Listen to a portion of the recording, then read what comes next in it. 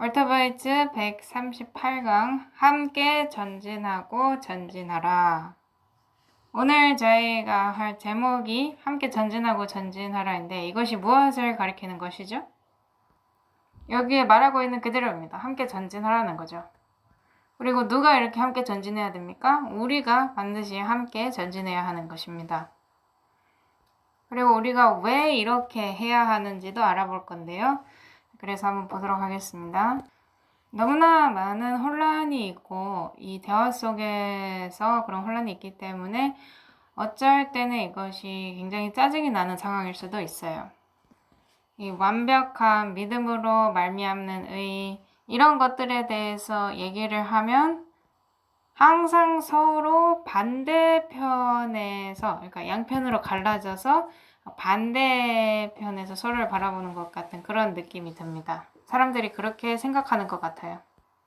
하지만 사실 믿음으로 말미암는 의는 순종을 무시하거나 아니면 죄를 지을 수 있는 어떤 자격을 주지 않습니다.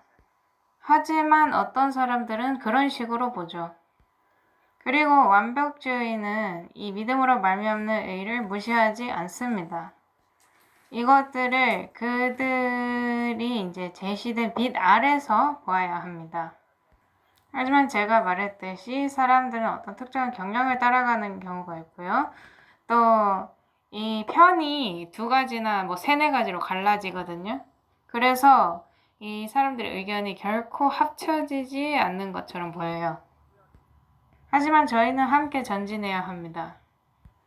우리는 주께서 특별히 분리해 놓으신 사람들, 인류를 위한 어떤 특정한 기별을 가지고 있는 남은 자들입니다.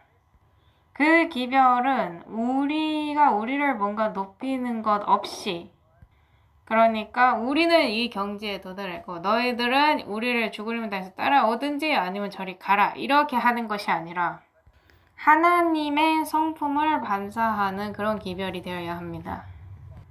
그리고 이 기별에는 인류를 구하시고자 하는 그분의 열망이 들어있어야 해요. 자, 그렇다면 질문을 해보겠습니다. 우리가 이 교회 안에 있는 완전하지 않음을 어떻게 상대해야 할까요?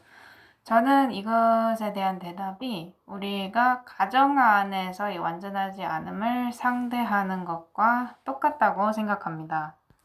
자, 그래서 조금 비꼬는 식으로 말을 한번 해보자면, 내 자식이 참 말썽꾸러기라서 고집스러워서 다행이다. 이제 내가 뭐 내 아들이나 딸을 갖다가 이제 나한테서 떨어뜨려 놓고 떨어뜨려 놔야겠다. 귀찮으니까. 근데 제가 이렇게 할 수 있습니까? 아니죠. 이렇게 못하죠. 그런 일을 당신의 자식에게, 당신이 사랑하는 사람에게, 당신의 가족에게, 당신의 인생의 동반자에게 하시겠습니까? 못하죠. 그렇게 하는 사람들이 있을지도 모르겠지만 그렇게 하는 일이 올바른 것은 아닙니다. 그렇다면 왜 사람들이 교회 안에 있는 교인들에게는 그렇게 하고 싶어 하는 걸까요? 그들은 하나님 안에서 가족이 아닌가요? 맞습니다. 그래서 계속해서 아까 전에 말하던 거 이어서 좀 비꼬는 식으로 말해보자면 이제 내 말 안 듣는 자녀는 버리고 저희 버려놓고 이제 나 자신의 완벽함과 그런 것에만 신경을 온전히 쓰고 내가 저들과 같지 않음에 감사해야겠다. 자, 이렇게 말을 할 수가 있습니까? 제가 그렇게 완벽하나요? 모세나 대언자들이 그렇게 했습니까? 아니면 그들이 자기 자신을 죄된 백성들과 함께 했습니까? 모세는 어느 지경까지 갔냐면 자기 이름을 생명책에서 지워달라고까지 했습니다. 그렇게까지 하면서 그들을 살려달라고 했어요. 그러므로 이것은 교회 안에서 굉장히 예민한, 민감한 주제입니다. 우리는 함께 전진해야 돼요. 우리는 연합해야 합니다. 서로 다른 관점을 가지고 있다고 해서 바로 원수가 되는 것은 아니에요. 그렇다면 예언의 문구로 시작을 하겠습니다. Counsels on Health, 건강에 대한 권면 517쪽입니다. 우리는 지구 역사의 마지막에 가까이 가고 있고 하나님께서는 표준을 담고 있는 비문을 들어 올리라고 우리를 부르신다. 여기에 하나님의 명령들과 예수님의 믿음을 지키는 자들이 있느니라. 여기에 관해서는 저희가 아주 많이 얘기를 했었죠. 예수님의 믿음이 뭡니까? 하나님의 말씀에 기록된 모든 것입니다. 왜냐하면 그러기 위해서 기록되었기 때문입니다. 우리에게 그분의 믿음이 무엇인지를 보여주기 위해서, 그리고 하나님이 어떻게 생각하시는지를 보여주기 위해서. 그죠?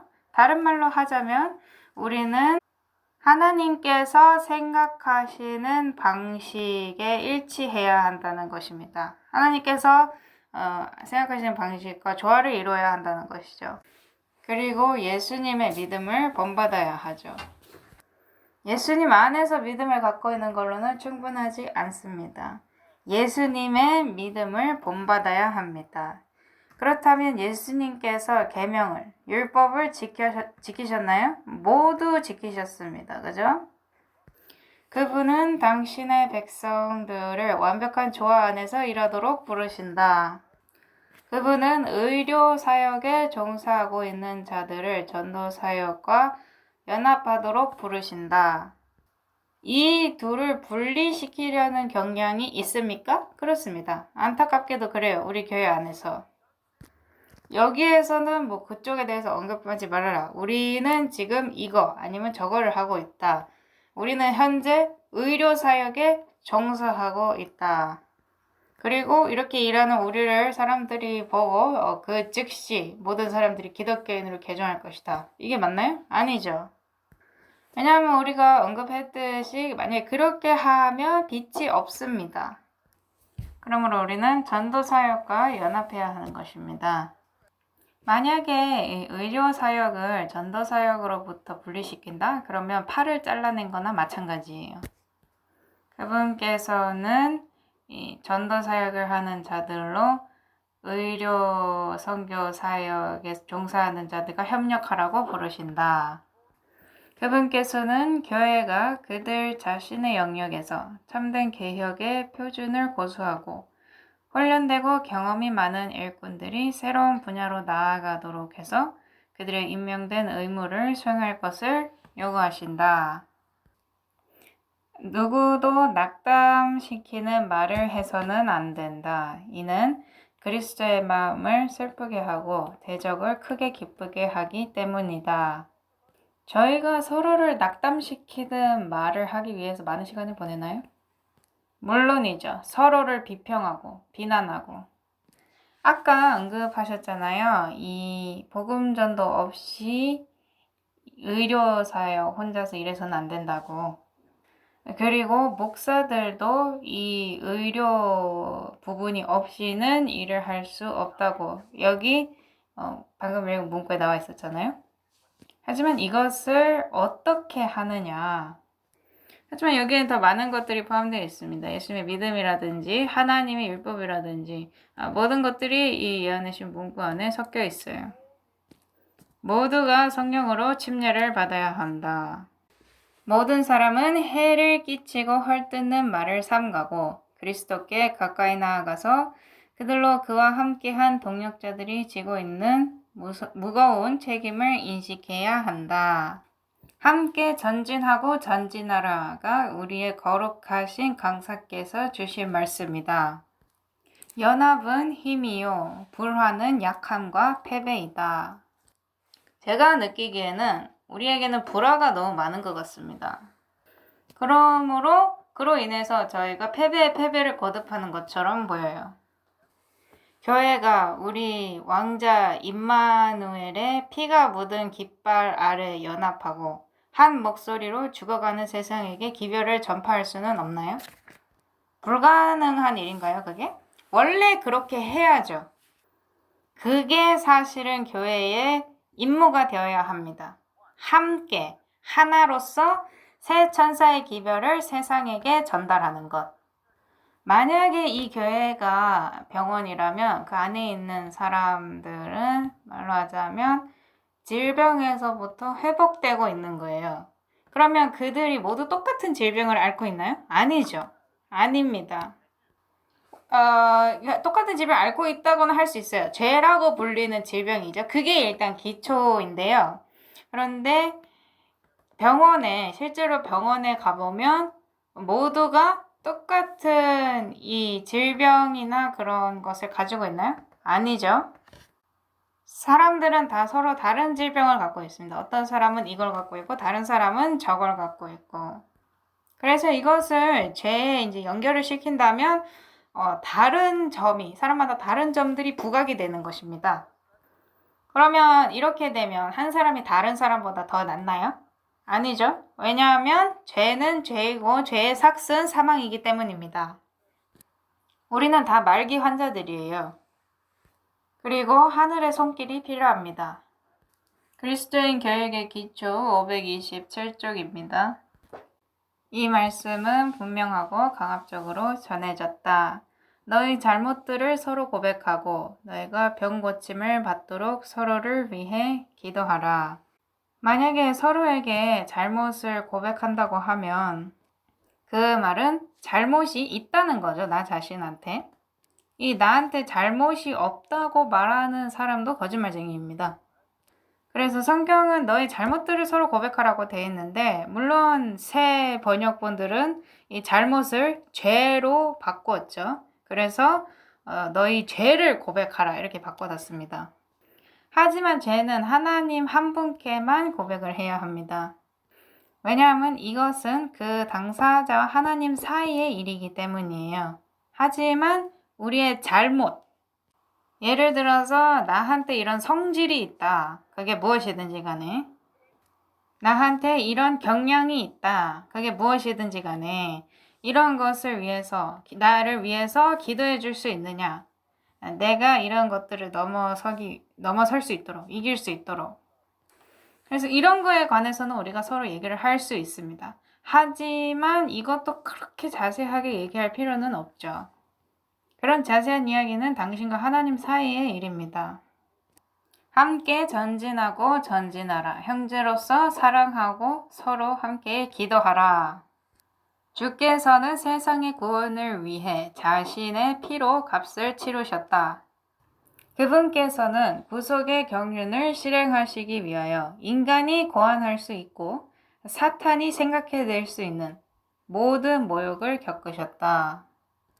교사는 자기를 높이려고 하지 말고 날마다 그리스도를 배우고 그분을 본보기로 삼아야 할 필요성을 깨달아야 한다.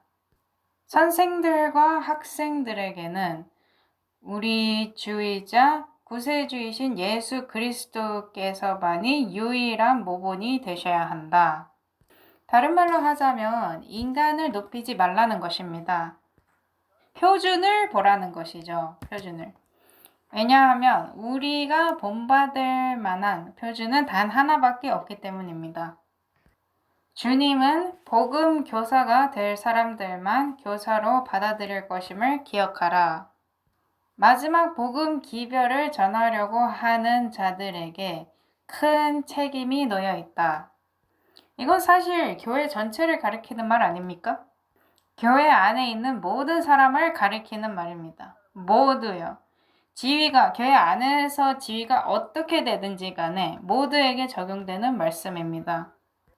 그들은 인간의 정신을 훈련시키는 데 있어서 하나님과 함께 일하는 일꾼들이 되어야 한다. 성경의 표준을 항상 자기 앞에 두지 않는 교사는 하늘 궁정에 있기 위해 필수적인 틀을 마음에 형성하는 일에서 하나님과 동역자가 될 기회를 놓치고 있다. 그래서 본보기가 얼마나 중요합니까? 굉장히 중요합니다. 그리고 말했듯이 본보기와 내 입에서 나오는 말이 일치가 해야 돼요. 그래서 여기에 우리가 어떻게 함께 전진할 수 있는지에 관한 실용적인 아이디어가 있는 겁니다. 왜냐하면 지금 교회에는 너무나 많은 교리의 바람이 불고 있어요. 그리고 세상과 너무나 많은 타협이 있습니다. 죄와도 타협하는 거죠.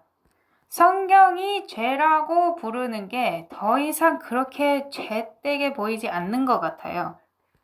그런데 그럴 경우에 거의 대부분의 경우는 이제 그들이 정치적인 올바름을 추구하기 때문입니다.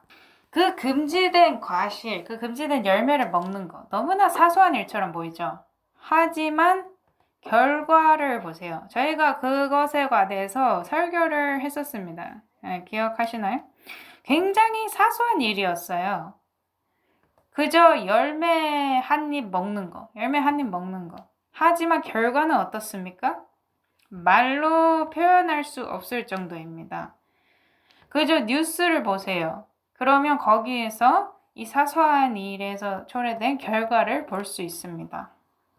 자, 그러므로 이 본보기는 굉장히 중요합니다. 여기를 보면 이분법이라는 게 있고요. 그리고 그녀에게서 나 분리되라는 말씀이 있습니다.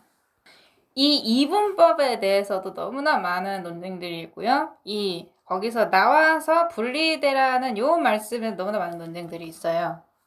왜냐하면 내거는 논쟁이 뭐냐면 만약에 우리 자신을 스스로 분리시키면 어떻게 누군가에게 닿을 수가 있는가 이겁니다.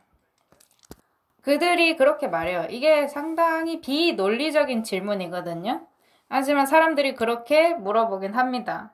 또 그들은 바울이 말한 것을 인용하기 좋아하죠. 내가 이 모든 사람에게 모든 것이 되었다. 뭐 유대인에게는 유대인같이, 그리스인에게는 그리스인같이. 그러니까 요점이 뭐예요?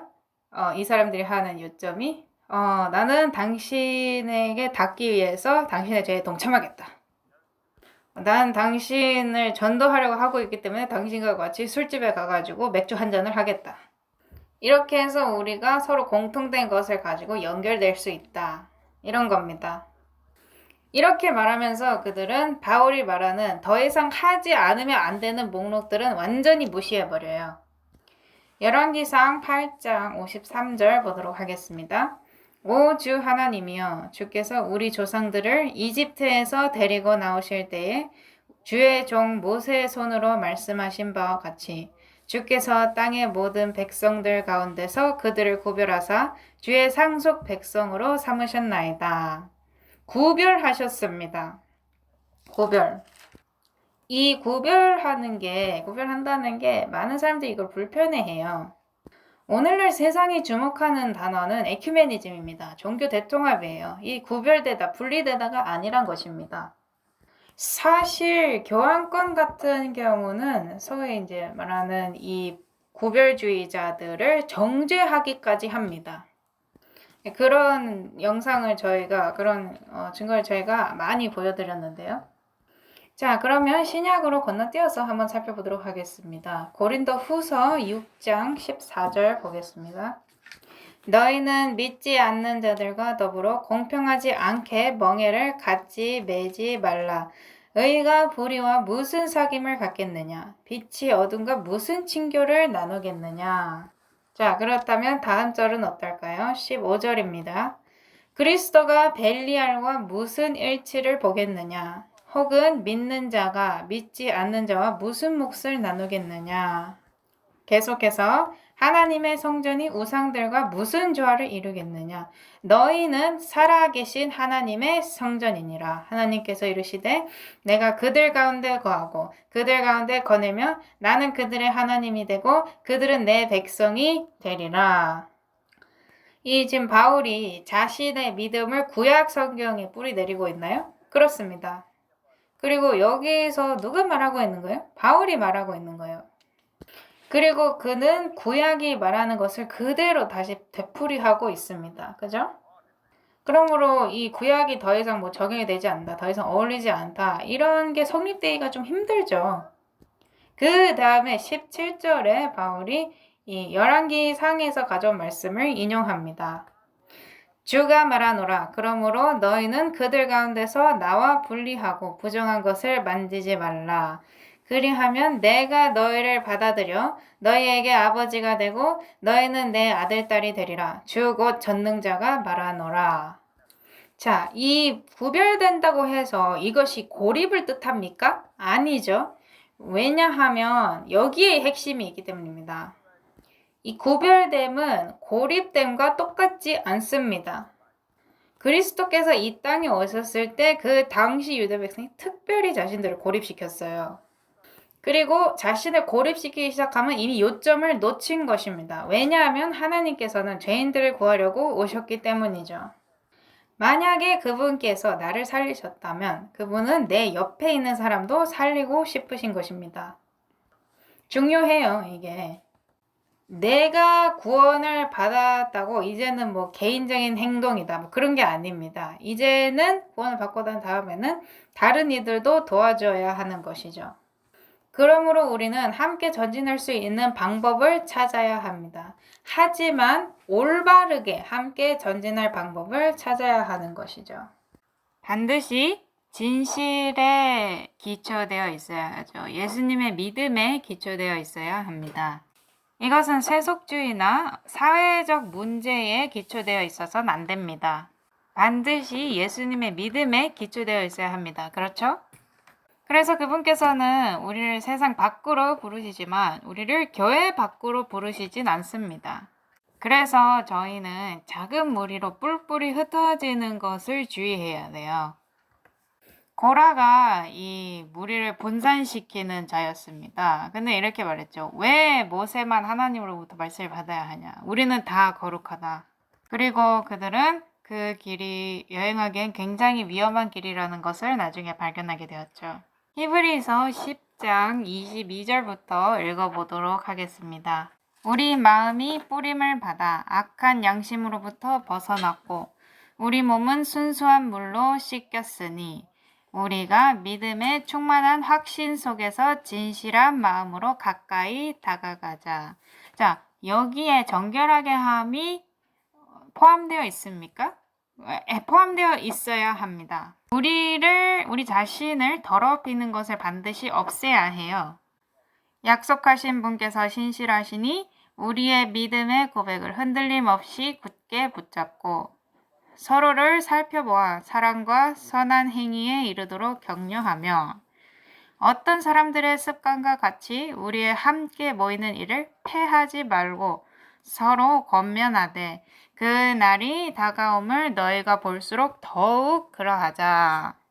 저희들이 서로를 점점 더 분리시키려는 그런 경향이 있습니까? 오늘날 우리 교회에서 일어나고 있는 일들을 보면 사단이 굉장히 바쁘게 일하고 있는 것을 볼 수 있습니다. 어떤 사람들은 제가 전에 이렇게 말한 적이 있거든요. 엉덩이에 슈퍼 본드를 붙이고 교회에 앉아 있으라고. 그래서 그 사람들이 그 말을 듣고 예언의 신이 말하는 것에 정확히 정반대의 일만 하는 교회에 내가 어떻게 앉아 있을 수 있겠냐라고 질문을 합니다. 저는 이렇게 정확히 정반대의 일만 하는 교회에 앉아서 모든 고통을 겪으라고 한 적은 결코 없어요. 하지만 본체를 떠나지 않는 겁니다. 제가 말한 뜻이 그거였어요.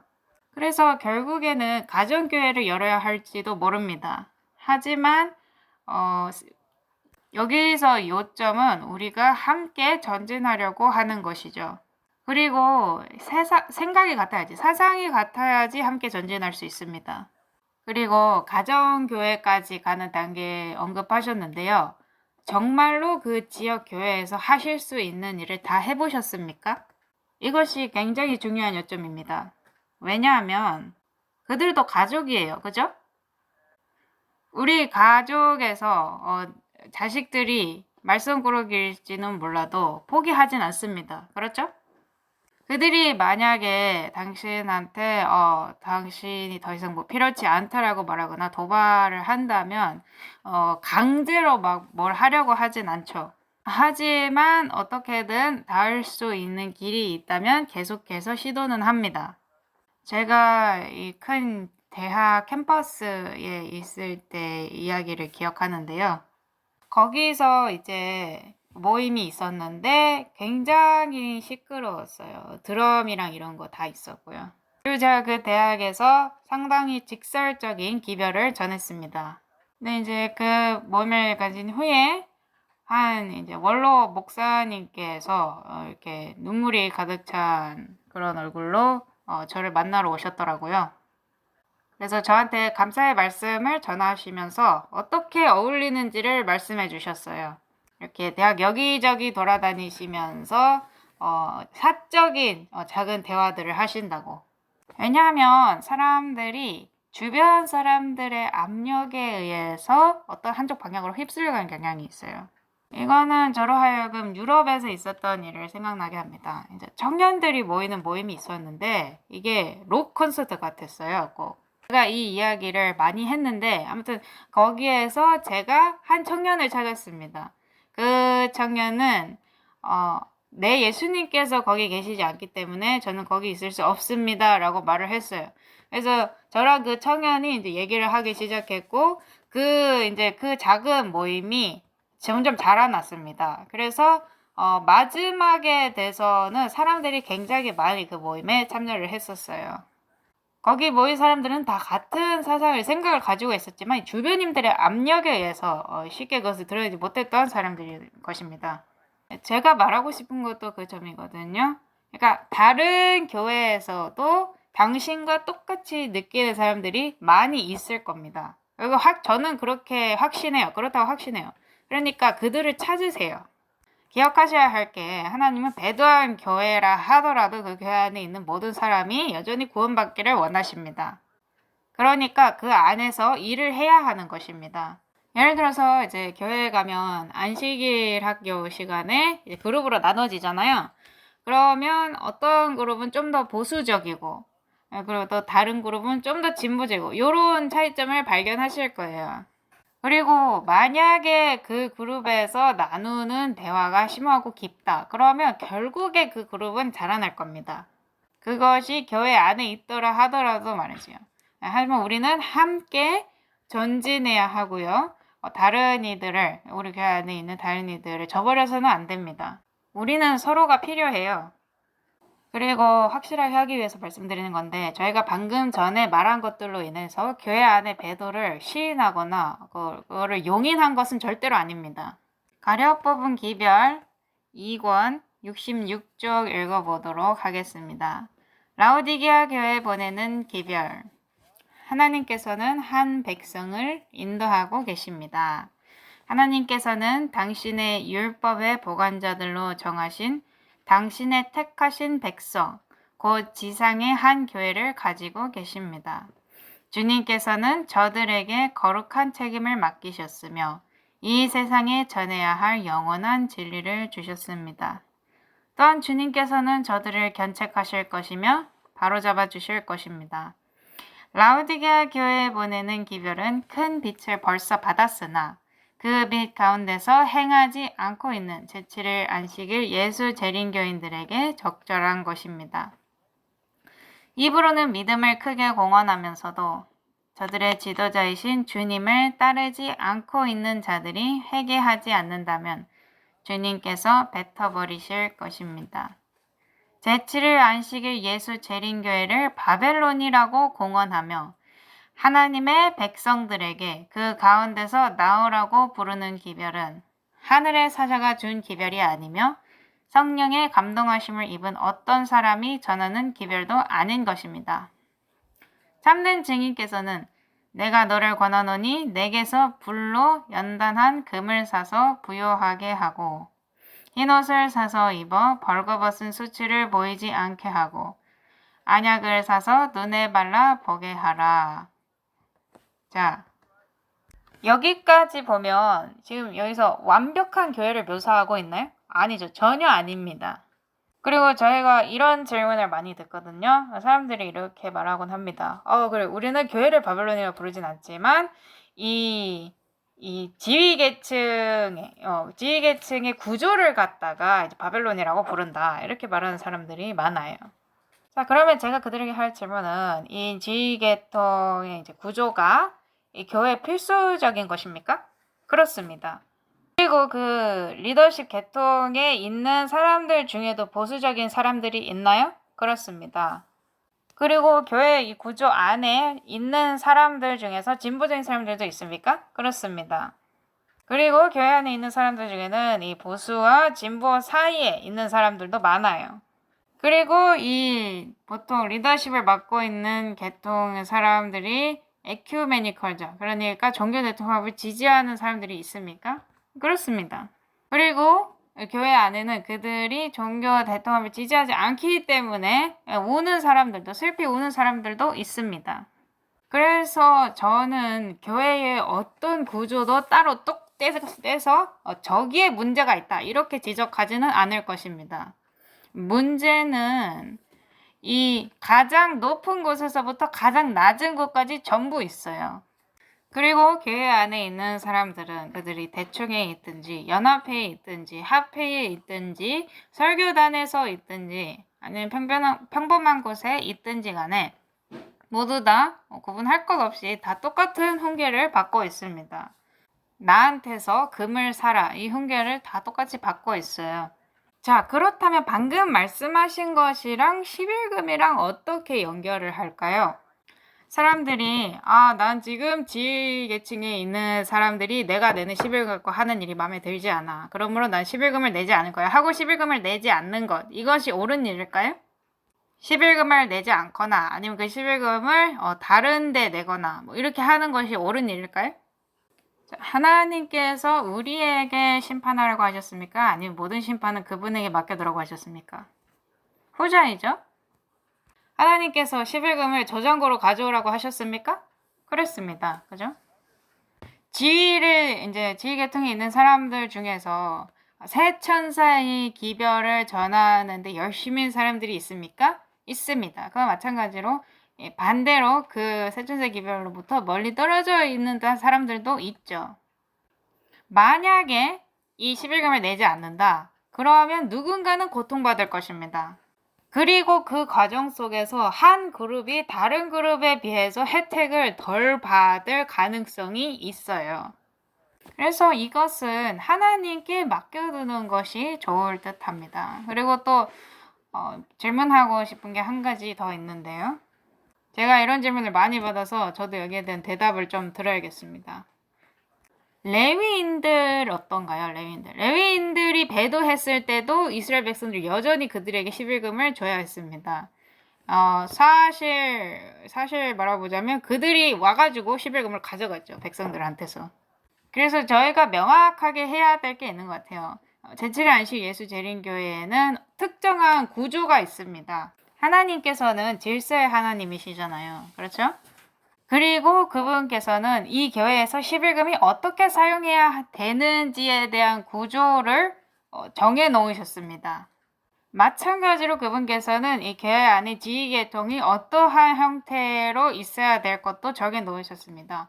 그들은 군림해서는 안 돼요. 교회에서 막 신처럼 그렇게 왕처럼 행동하면 안 된다는 것입니다. 그리고 그들은 이 설교를 들으려고 앉은 사람들보다 더 많은 것을 이제 주장할 그런 권한이 있지 않아요. 그러니까 뭐 어떤 일에 관해서 한 사람 목만 주장할 수 있지 더 많이 주장하지는 못한다는 겁니다. 저희는 다 똑같이 한 배에 탔어요. 그리고 명확하게 해드릴 것이 있는데 이 11금을 잘못 사용하기란 그렇게 쉽지가 않습니다. 이런 감사 헌물이나 그런 걸로 드리는 돈 있잖아요. 그런 것은 좀 잘못된 곳에 사용될 수도 있어요. 하지만 이 11금을 사용하는 데 있어서는 굉장히 엄격한 구조가 있기 때문에 잘못 사용하기가 좀 힘듭니다. 그래서 이거를 좀 언급을 하고 싶었어요. 왜냐하면 많은 사람들이 이 점들에 관해서 굉장히 질문을 많이 해왔기 때문입니다. 그리고 거기에 대한 저의 대답은 항상 같을 거예요. 하나님께서 뭐라고 말씀하시는가, 그리고 하나님께서 뭐라고 말씀하시는가는 그것을 따르는 것이 가장 좋은 방법일 것입니다. 네, 그러면 가려 뽑은 기별 계속해서 읽어보도록 하겠습니다. 물은 내가 사랑하는 자를 책망하여 징계하노니 그러므로 내가 열심을 내라 회개하라 볼지어다 내가 문 밖에 서서 두드리노니 누구든지 내 음성을 듣고 문을 열면 내가 그에게로 들어가 그로 더불어 먹고 그는 나로 더불어 먹으리라. 여기에 어떠한 강요가 포함되어 있나요? 전혀 아니죠. 그냥 문을 두드리는 거예요. 하지만 여기에는 강요가 없습니다. 예수님께서 문을 직접 자기가 여시지 않으세요. 그리고 우리에게 문을 열라고 강요하지도 않으십니다. 우리가 문을 열어야 해요. 그죠? 이기는 그에게는 내가 내 보좌에 함께 앉게 하여 주기를 내가 이기고 아버지 보좌에 함께 앉은 것과 같이 하리라. 계시록 3장 18절에서 21절 인용한 글입니다. 자, 왕자에 앉는 것은 그다지 어렵지 않습니다. 왕자 안에 앉는 것이 훨씬 더 어려워요. 자, 여기 계시록 3장 21절에 내 아버지와 함께 그리고 나와 함께 내 왕자에 앉는 것을 허락한다고 이제 한글 킹흠 정역에는 그렇게 돼 있는데 이게 영어로 하면 이제 sit in a throne 그러니까 직역을 하자면 왕자 안에 앉아 있는 것으로 돼 있습니다. 그래서 그것에 관해서 지금 설명하고 계시는 건데요. 자, 그래서 왕자 안에 앉는다는 것은 이 결정을 하는데 필수적인 존재가 된다는 것을 의미합니다. 그냥 거기 잠깐 앉아서 맘대로 하다가 훌쩍 떠나버릴 수 있는 그런 위치가 더 이상 아니라 결정을 내리는데 필수적인 존재가 된다는 것이죠. 하나님께서는 그 정도로 포괄적이십니다. 사실 이게 참 놀라워요. 저희가 지금 여기서 얘기하고 있는 이 하나님, 이 신격체는 어떠한 강요도 가지고 계시지 않으십니다. 이기심도 전혀 없으시고요. 그리고 굉장히 포괄적이십니다. 저는 어떤 종교 체계에서 있는 어떤 신격체도 이런 성품을 갖고 있는 것을 본 적이 없어요. 하나님께서 이렇게 회의를 여실 때 모든 세상의 대표자들이 이제 거기에 앉아서 참석을 했는데 그분은 주권자이시고 전부 다 알고 계시고 이제 그러니까 모든 것을 다 가지고 계심에도 불구하고 그들 모두를 다 포함시키셨어요. 참 놀라운 하나님이십니다. 자, 그렇다면 대언자들은 어떨까요? 그들은 모두 다 자신을 죄된 이스라엘과 동일시했습니다. 그들은 자기 자신을 이렇게 분리시켜서 나의 아름다운 모본을 따라와라 이렇게 말하지 않았습니다. 제 생각에 바울이 한번 그렇게 말한 적이 있는 것 같은데 가볍게 농담으로 한 것 같아요. 자, 그러면 성경절들을 좀 읽어보도록 하겠습니다. 느헤미야 1장 1절부터 읽어보도록 할게요. 하가랴의 아들 느헤미야의 말들이라. 제20년 기슬르월에 내가 수산궁에 있었을 때에 내 형제들 중에 하나인 하나니가 유다에서 온 몇 사람과 함께 왔기에 내가 도피한 유대인들 곧 포로로 사로잡힘을 면하고 남아있는 자들과 예루살렘에 관하여 그들에게 물은즉 그들이 내게 이르되 포로로 사로잡힘을 면하고 거기에 남아있는 남은 자들이 그 지방에서 큰 고통과 치욕을 당하며 또한 예루살렘 성벽은 무너지고 성벽의 문들은 불탔나이다 하니라. 자, 그래서 남아있는 자들이 큰 고통과 치욕을 당했다고 합니다. 우리도 요것을 보면서 우리 자신을 동일시할 수 있죠. 이게 상징적인 거였어요. 예루살렘 성벽은 무너지고 이것은 율법이 더 이상 없다는 것이죠. 왜냐하면 성벽이 그것을 위해서 서 있는 거니까요. 내가 이 말들을 듣고는 앉아서 울고 며칠 동안 애곡하며 하늘의 하나님 앞에 금식하고 기도하여 이르되 간청하건대 오 주 하늘의 하나님 곧 자신을 사랑하고 자신의 명령들을 지키는 자들을 위해 언약을 지키시며 긍휼을 베푸시는 크고 두려우신 하나님이여. 이 부분은 항상 있습니다. 모든 대언자들에게 항상 있어요. 항상. 이제 주께서는 귀를 기울이시며 눈을 여시사 주의 종의 기도를 들으시옵소서.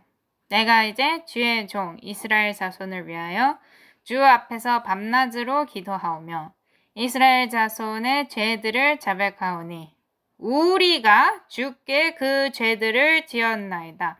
나와 내 아버지 집이 죄를 지었나이다. 그가 자기 자신을 여기 포함시키나요? 물론입니다. 여기에서 우리는 아주 많은 것을 배울 수 있어요. 우리가 주를 매우 악하게 대하였으며 주께서 주의 종 모세에게 명령하신 명령과 법규와 판단의 법도를 지키지 아니하였나이다. 자, 그렇다면 할 질문이 있습니다. 우리가 교단 사람들로서 하나님의 계명에 관해서 얼마나 까다롭나요? 점점 더 슬그머니 기어들어오고 있는 어떤 이 타협의 요소들이 있지 않나요? 물론이죠. 타협이 점점 더 들어오고 있습니다. 그리고 세상이 우리에게 이 세상의 영향력을 점점 더 미치고 있어요. 이 타협은 사실 이 세상의 영향 때문에 일어나는 일입니다. 예를 들어서 7번째 계명을 보면 세상에는 이 계명에 관해서 굉장히 큰 타협이 있어요. 심지어는 이 성경이 정죄하는 것을 정당화하는 법까지 세상에 있습니다. 그리고 또 우리에게 어떠한 태도가 있냐면 우리는 정죄할 수 없으니까 그러므로 받아들여야 한다. 이러한 태도가 있어요. 죄는 죄입니다. 거기서 끝이에요. 그게 너무나 중요합니다. 자, 이 사람을 내가 사랑하고 도와줄 수는 있어요. 하지만 죄는 여전히 지적해 주어야 합니다. 그렇게 해야만 해요. 왜냐하면 죄의 삭은 사망이기 때문입니다. 그것을 용인할 수는 없는 것입니다. 그래서 우리는 이 세상에 소개된 7번째 계명에 대한 타협, 심지어 법적으로까지 타협을 했는데요. 그것과 함께 갈 수는 없는 것입니다. 우리는 이렇게 말해야 합니다. 미안하지만 지금 이 세상에서 일어나고 있는 일은 죄입니다. 라고. 자, 그럼 계속해서 성경절 읽을게요. 우리가 주를 매우 악하게 대하였으며 주께서 주의 종 모세에게 명령하신 명령과 법규와 판단의 법도를 지키지 아니하였나이다. 첫 번째 계명을 한번 보세요. 너를 이집트 애굽으로부터 데리고 나온 그 특정한 신격체, 그 신만을 섬기고 다른 신들을 두지 말아라. 그렇다면 이 종교 대통합에서 에큐메니컬에서 이 첫 번째 계명을 지키는 것이 가능합니까? 아니죠. 왜요? 다른 종교들이 있는데 그 종교들은 전혀 그것을 따르지 않고 있잖아요. 자, 그럼 모든 기독교 교파들을 한번 봅시다. 모든 기독교 교파들에서 예를 들어 7번째 계명, 성경에서 언급하는 7번째 계명에 관한 모든 점, 그러니까 남자와 여자의 관계뿐만 아니라 남자, 그리고 여자와 여자의 관계에서 이 기독교 교파들이 얼마나 성경 말씀에서 얼마나 그것을 엄격하게 준수하고 있습니까? 타협하고 있죠. 그죠? 모든 단계에서 타협을 하고 있죠. 그래서 우리가 무언가를 대변하여 서고 그리고 구별되어서 경고를 주어야 한다는 사실을 알아야 합니다. 그리고 우리가 잘못을 범했음을 인정해야 돼요. 단체로뿐만 아니라 개인적으로도 마찬가지로 범법을 하잖아요. 느헤미야 계속해서 읽겠습니다. 느헤미야 1장 8절. 간청하건대 전에 주께서 주의 종 모세에게 명령하신 말씀을 기억하시옵소서. 이르시기를 만일 너희가 죄를 지으면 내가 너희를 민족들 가운데로 널리 흩으리라.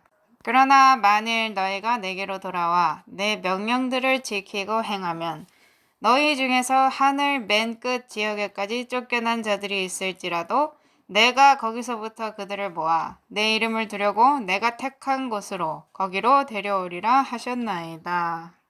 그래서 모여야 합니다. 근데 무엇을 위해서 모여야 하죠? 함께 전진하기 위해서, 하나님의 계명을 위해서, 하나님의 계명을 지키기 위해서 모여야 합니다. 그래서 저희는 사람들을 세상 밖으로 불러내서 그들이 하나님의 계명을 지켜야 한다는 것을 보여주어야 한다는 것입니다. 이것이 믿음으로 말미암는 의를 무시하나요? 아니죠. 전혀 아닙니다. 사실 오히려 믿음으로 말미암는 의를 더 받아들입니다. 느헤미야 계속해서 읽어보겠습니다. 느헤미야 1장 10절. 이제 이들은 주께서 주의 크신 권능과 강한 손으로 구속하신 주의 종이요 주의 백성이니이다.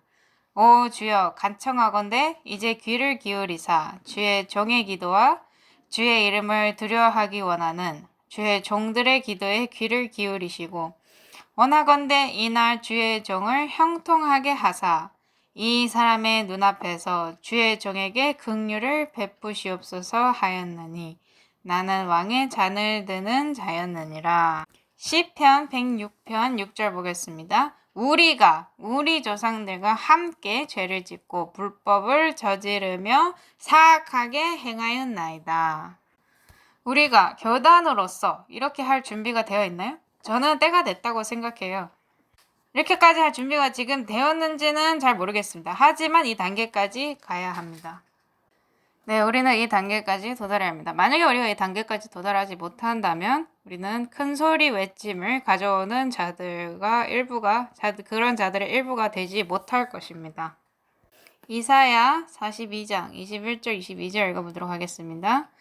주께서 자신의 의로 인하여 매우 기뻐하심으로 율법을 크게 하며 그것을 존귀하게 하시리라. 여기 너무나 명확하게 나와 있어요.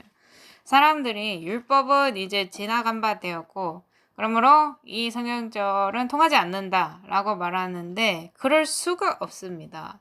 효력이 없을 수가 없어요. 너무나 우스꽝스러운 주장입니다. 제가 오늘 이제 교실에서 한 어린 소녀와 대화를 했거든요. 그래서 그 소녀가 아마 14살인가 그쯤 됐을 거예요. 그리고 저희가 무엇에 관해서 얘기를 나눴냐면 사람들이 구약 성경, 그러니까 율법도 포함해서 구약 성경은 이제 이제 지나간 바 되었다. 더 이상 소용이 없다. 이렇게 더 이상 적용이 되지 않는다. 이렇게 말하는 것에 대해서 저희가 얘기를 했는데 소녀가 말하기를 그건 전혀 논리적이지 않은데요? 이렇게 하더라고요. 그 소녀가 14살이잖아요. 14살. 그래서 그 소녀가 말하기를 모두들의 머릿속에서 논리라는 게 사라졌나요? 그렇게 질문을 하더라고요. 그게 문제입니다.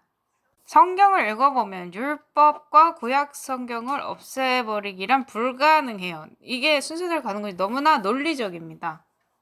자, 그렇다면 이사야 42장 21절 다시 한번 읽어보도록 하겠습니다. 주께서 자신의 의로 인하여 매우 기뻐하심으로 율법을 크게 하며 그것을 존귀하게 하시리라.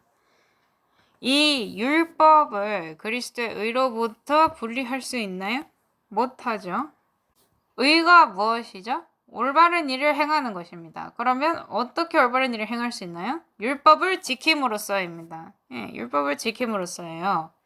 자, 22절 읽어보도록 하겠습니다. 그러나 이 백성은 도둑을 맞고 노략을 당하였으며 그들은 다 골속에서 올무에 걸리고 감옥집에 숨겨졌도다. 그들이 탈취물이 되어도 아무도 구출하지 않으며 노략물이 되어도 아무도 되돌려주라 하지 아니하는도다. 이것이 우리의 상황입니다. 우리는 핵심을 알아차릴 수 있는 단계에 가야 해요. 이 남은 자들에 관한 기별을 처음 발견했을 때 무엇이 가장 크게 충격으로 다가왔습니까? 내가 율법을 범한 범법자라는 사실 아니었습니까?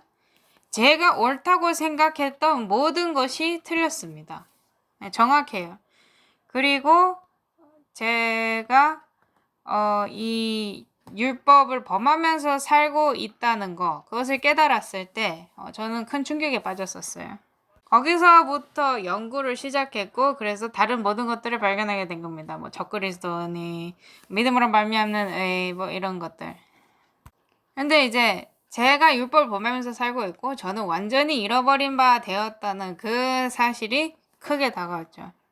이제는 우리가 죄를 지었음을 깨달아야 할 때입니다. 우리가 포함이 돼요. 나 자신이 포함되는 겁니다. 내 교회가, 저 교회가, 저 사람들이라고 말할 수는 없는 것입니다. 우리는 현재 불고 있는 이 현대 복음주의 교리에 물들어 버리면 안 돼요. 이사야 42장 23절부터 계속해서 읽어보도록 하겠습니다. 너희 가운데 누가 이 일에 귀를 기울이겠느냐? 누가 다가오는 때를 위하여 귀를 기울이고 듣겠느냐? 누가 야곱을 노략물로 내주고 이스라엘을 강도들에게 내주었느냐? 주가 아니냐? 우리가 그분께 죄를 지었도다. 그들이 그분의 길들로 걸으려 하지 아니하며 그분의 법에 순종하지 아니하였도다. 그래서 주님께서는 바울이 말했던 것처럼 그들을 사단에게 내어주셨습니다. 그리고 그들이 울부짖었죠. 근데 왜 이렇게 되나요? 그들이 율법을 따라 걷지 않았기 때문입니다. 42장 25절입니다. 그러므로 그분께서 맹렬한 분노와 강력한 전쟁을 그 위에 쏟아부으심에 그것이 사방에서 그에게 불을 붙였으나 그가 여전히 알지 못하였으며 그것이 그를 태웠으나 그가 그것을 마음에 두지 아니하였도다. 고집이죠, 고집. 그죠? 저는 그것이 오늘날 주된 문제들 중 하나라고 생각합니다. 그럼 예레미야 14장 7절 보도록 하겠습니다. 오 주여, 우리의 불법들이 우리를 치려고 증언할지라도 오직 주께서는 주의 이름을 위하여 그것을 행하소서. 우리의 타락이 맞나이다. 우리가 주께 죄를 지었나이다. 이것이 교회의 상태를 묘사하고 있습니다. 저희가 느헤미야를 얘기하든 이사야를 얘기하든 아니 예레미야를 얘기하든지 간에 항상 포용적인 언어를 사용하고 있습니다. 우리가 죄를 지었습니다. 이런 식으로 말이죠. 놀랍습니다. 이런 것들을 보면. 그렇다면 다니엘은 어떻습니까? 다니엘도 마찬가지로 자기 자신을 이 백성들과 동일시하면서 우리가 죄를 지었다고 말을 했습니다. 다니엘서 9장 5절입니다. 우리가 주의 훈계와 주의 판단의 법들을 버리고 떠남으로 죄를 짓고 불법을 행하며 사악하게 행하고 반역하였나이다. 구약 성경을 읽다 보면 계속해서 나타나는 형식의 기도예요. 다니엘서 9장 8절입니다. 오 주여, 우리가 주께 죄를 지었사온즉 당황한 얼굴은 우리와 우리의 왕들과 우리의 통치자들과 우리의 조상들에게 속하며, 그 다음에 11절 참으로 온 이스라엘이 주의 율법을 범하고 심지어 그것을 떠나서 주의 음성에 순종하지 아니하였으므로 하나님의 종 모세의 율법에 기록된 맹세와 저주가 우리 위에 쏟아졌사오니 이는 우리가 그분께 죄를 지었기 때문이니이다. 15절 오 강한 손으로 주의 백성을 이집트 땅에서 데리고 나오시고 이 날과 같이 스스로 명성을 얻으신 주 우리 하나님이여 이제 우리는 죄를 지었고 사악하게 행하였나이다. 아직까지 알아차리지 못하신 분들을 위해서 말씀드리자면 이것은 우리도 말하고 있는 겁니다. 우리 교회로서의 우리. 자, 이것이 믿음으로 말미암는 의에 어떻게 영향을 끼치나요? 이것에 대해서 얘기하기 위해서 잠시 주제에서 벗어나도록 하겠습니다. 자, 그러면 로마서 10장으로 가볼 건데요. 로마서는 참 놀라운 책입니다. 이걸로 종교개혁이 시작되었죠. 그리고 마찬가지로 가장 많이 오해를 받는 책이기도 합니다. 그래서 저희가 그 점도 한번 살펴봐야 할 것 같군요. 주제에서 좀 많이 벗어나야 될 것 같기도 한데 아무튼 로마서 10장 1절 보도록 하겠습니다. 형제들아, 이스라엘을 위한 내 마음의 소원과 하나님을 향한 기도는 곧 그들이 구원을 받는 것이니라. 그들이 배도 가운데 살고 있었습니까? 그랬습니다. 하지만 그의 마음은 그들이 구원받는 것을 열망했다는 것입니다. 그러면 우리 마음도 그렇게 똑같이 그런 소원을 가져야 할까요? 그렇습니다. 그렇다면 이 성경절을 다음과 같이 바꿀 수 있겠죠. 형제들아, 우리 SDA 교회를 위한 내 마음의 소원과 하나님을 향한 기도는 곧 그들이 구원을 받는 것이니라. 이렇게 읽을 수가 있는 것입니다. 2절로 가볼게요. 내가 그들에 대해 증언하노니 그들이 하나님께 대한 열심은 있으나 지식에 따른 것이 아니니라. 그들이 하나님의 의를 알지 못하여 자기 자신의 의를 세우려고 다니면서 하나님의 의에 복종하지 아니하였느니라. 율법을 지키기 위해 노력함으로써 나 자신만의 의를 세우려는 노력은 다 부질없는 짓입니다. 그렇다고 해서 내가 율법을 지키기 위해 노력하지 않아야 되나? 그것도 아니에요. 여기서 항상 갈립니다. 이 주제에 관해서 여기서 항상 갈려요.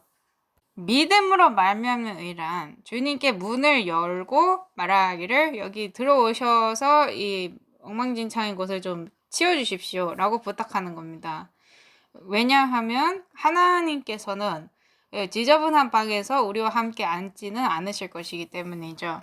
그게 우리 마음인데 그분께서 청소를 하실 것입니다. 그리고 우리와 함께 식사를 하실 것이죠. 그리고 식탁에 놓여있는 음식은 정결한 음식일 것입니다. 모든 것이 올바르게 되어 있어야 돼요. 그 예수님과 함께하는 식탁에서 콜라를 따진 않을 거 아니에요. 그래서 이 땅의 왕들에게도 그렇게 할진데 하늘의 왕들께는 얼마나 더 그래야 하겠습니까? 그래서 오해하지 않도록 합시다. 저는 치울 수 없어요. 하나님께서 치워주셔야 하십니다. 그리고 내가 혼자 살 수는 없지만 하나님께서 내 안에 오셔서 살 수 있습니다. 제가 할 유일한 일은 네라고 대답하는 것뿐입니다. 그리고 거기서 나오는 결과는 하나님의 계명에 대한 완전한 순종입니다. 근데 또 그래서 나는 이 믿음을 말미암는 의를 믿는다. 그러면 사람들이 이렇게 말하고는 합니다. 그러니까 여전히 죄인이면서 주님의 의로만 덮였단 말이지. 이런 식으로. 이게 제가 들어본 논쟁 중에 가장 우스꽝스러운 논쟁이에요. 말이 안 됩니다. 어떻게 그런 결론이 나온지 알 수가 없어요. 만약에 내가 예수님의 의를 받아들였다고 하면 그러면 그 즉시 하나님의 율법과 조화를 이루게 됩니다. 그 다음에 그분과 함께 걷는 거예요. 자, 그러면 4절 읽어보도록 하겠습니다. 그리스도께서는 믿는 모든 자에게 의가 되시기 위하여 율법의 끝마침이 되시느니라. 그분께서 율법의 끝마침이 되셨다고 여기 나와 있는데요. 요거를 읽고 또 사람들이 이제 율법이 끝났다. 내가 예수님을 믿었고 그분의 피로 내가 덮임을 받았고 이제 율법이랑 나랑 상관이 없다. 이렇게 이해를 하는 사람들도 있는데 로마서 14장에 보면 율법이 다시 나옵니다. 바울이 이 주제를 다시 가지고 와요. 그러니까 여기서 누군가는 뭔가 심각하게 오해를 한 거겠죠. 그죠? 예수님은 율법의 성취이십니다. 그분은 율법의 정점이시고 율법대로 사는 것에 대한 최종적인 모본이십니다. 그분은 내가 그분의 의를 이용해서 구원을 받는 것, 그것이 가능하게 해주는 유일한 이유예요, 예수님이. 로마서 10장 5절 읽겠습니다. 모세가 율법에서 난 의를 묘사하되 그것들을 행하는 사람은 그것들로 말미암아 살리라 하거니와. 다른 말로 하자면 율법을 지켜야 한다는 것이죠. 그리고 그들이 율법을 지키는 일을 잘 했습니까? 아니었습니다. 왜냐하면 그들이 믿음으로 하지 않았기 때문입니다. 만약 그들이 믿음으로 했다면 더 잘했을까요? 그렇죠. 자, 그럼 6절. 믿음에서 난 의는 이같이 말하되 내 마음속으로 이르기를 누가 하늘로 올라가겠느냐 하지 말라 하나니 이것은 그리스도를 위에서부터 모셔 내리려는 것이요. 혹은 누가 깊음 속으로 내려가겠느냐 하지 말라 하나니 이것은 그리스도를 다시 죽은 자들로부터 모셔 올리려는 것이라. 이 바울이 사람을 정말 헷갈리게 하는 그런 말투를 가지고 있어요. 그죠? 그러나 그것이 무엇을 말하느냐? 말씀이 내게 가까이 있어 내 입에 있으며 내 마음에 있느니라 하나니 곧 우리가 선포하는 믿음의 말씀이라. 내가 만일 내 입으로 주 예수님을 시인하고 하나님께서 그분을 죽은 자들로부터 살리신 것을 내 마음속으로 믿으면 구원을 받으리니. 그래서 나는 아무것도 할 필요가 없고 내가 할 유일한 것은 내가 할 필요가 있는 유일한 것은 예수님께서 부활하셨음을 믿고 그분의 이름으로 내가 구원을 받는 것, 그분의 이름으로 내가 구원을 받는 것, 그걸로 끝이다. 이겁니까? 아니죠. 바울이 말한 것은 이런 뜻이 아닙니다. 그러면 무슨 뜻일까요? 10장 6절에 내 마음속으로 이르기를 누가 하늘로 올라가겠냐 하지 말고 또 누가 깊음 속으로 내려가겠느냐 하지 말라 이렇게 말을 했는데요. 인류가 무엇이 옳은지에 관해서 모방을 하려는 방법이 두 가지가 있습니다. 이 두 가지는 심지어 그리스도가 없어도 이렇게 해요. 한 가지 방법은 자기 자신을 그리스도 단계까지 높이는 것입니다. 더 높이는 것이에요. 그러니까 내 자신을 높여서 나는 구원받았다. 나는 그분과 같다. 나는 하나님의 자녀다. 나는 구원을 받았다. 이런 이유가 아니더라도 나는 베냐민 지파다. 나는 아브라함의 자손이다. 나는 구원을 받았다. 이렇게 주장을 하는 거죠. 왜냐하면 나한테는 이 혈통이 있기 때문이다. 이 계보가 있기 때문이다. 이것을. 자, 그리고 다른 방법이 있는데 그 다른 방법은 뭐냐 하면 그리스도를 내가 있는 단계까지 끌어내리는 것입니다. 그리고 이렇게 말하는 거예요. 좋아. 나는 할 수 있어. 왜? 그리스도를 내 단계라고 생각하고 그리스도를 내 단계만큼 끌어내렸기 때문에. 하지만 기준점이 어디 있습니까? 누가 기준점이죠? 그리스도께서 기준점이십니다. 그러면 이 기준점이 얼마나 높나요? 우리가 도달하기에는 너무나 높습니다. 그래서 그것까지 뛸 수가 없어요. 그것을 뛰어넘을 수가 없습니다. 그래서 내놓은 해결책이 뭡니까? 내가 뛰어넘어야 하는 그 장대를 낮추는 겁니다. 그래서 더 쉽게 뛰어넘을 수 있도록. 그렇게 하는 게 항상 더 쉽죠. 아니면 나 자신이 서 있는 땅을 좀 더 높이는 거예요. 예, 그래서 그것을 뛰어넘기가 쉽게 만들 수 있도록. 이 두 가지 방법 다 굉장히 부질없고 쓸모없는 짓입니다. 그리고 교회 안에는 이 두 가지 부류가 다 있어요. 우리는 다 가지고 있습니다. 그래서 그리스도 단계까지 나 자신을 높이는 사람들. 나는 할 수 있어. 왜냐하면 그분께서 약속하셨기 때문에. 그리고 예수님을 우리 단계까지 끌어내리는 사람들. 어찌됐건 예수님께서는 서기관들과 바리새인들과, 그러니까 죄인들과 세리들과 함께 앉으셨으니까 나도 할 수 있어. 그지? 이런 식으로 생각하는 거예요. 하지만 기준점은 그리스도의 의입니다. 너무나 높아요. 그래서 저는 결코 그것에 닿을 수 없습니다. 그것에 닿을 수 있는 유일한 분은 그리스도세요. 나를 통해서 내 안에서 그것에 닿는 겁니다. 그렇다면 내가 그렇게 한 것에 관한 열매를 생성해내야 합니까? 그렇죠. 왜냐하면 나한테 이 열매가 없으면, 과실이 없으면 그분께서 내 안에 있지 않는 거예요. 맞지 않나요? 이거 확실합니다. 만약에 여기서 낳은 과실이, 내가 맺은 과실이 뭔가 잘못됐다. 그러면 이게 뭐예요? 내가 올바르게 하고 있지 않다는 증거죠. 내가 그리스도를 내 단계까지 끌어내렸거나 아니면 높였거나 둘 중에 하나겠죠. 로마서 10장 10절입니다. 사람이 마음으로 믿어 의에 이르고 입으로 시인하여 구원에 이르느니라. 또 성경 기록이 이르기를 누구든지 그분을 믿는 자는 부끄러움을 당하지 아니하리라 하나니 이는 유대인과 그리스인 사이에 차별이 없기 때문이라. 모든 사람 위에 계신 주께서 자신을 부르는 모든 사람에게 부여하시니. 그분만이 우리의 유일한 구원이십니다. 그분 없이는 내가 있을 수가 없어요. 그래서 로마서 11장으로 넘어가 보시면 11장 1절에 그러면 내가 말하노니 하나님께서 자신의 백성을 버리셨느냐? 결코 그럴 수 없느니라. 나도 이스라엘 사람이요 아브라함의 씨에서 난 자요 베냐민 지파에 속한 자니라. 그리고 바울이 모든 것들을 말하고 난 다음에 뭐라 그러냐면 그들은 다시 접목될 수 있다 이렇게 말합니다. 하지만 거기에는 조건이 있어요. 그들은 그리스도 안에 있어야 하는 것입니다. 왜냐하면 그들은 이 메인 가지에서 자기 자신들을 잘라냈기 때문입니다.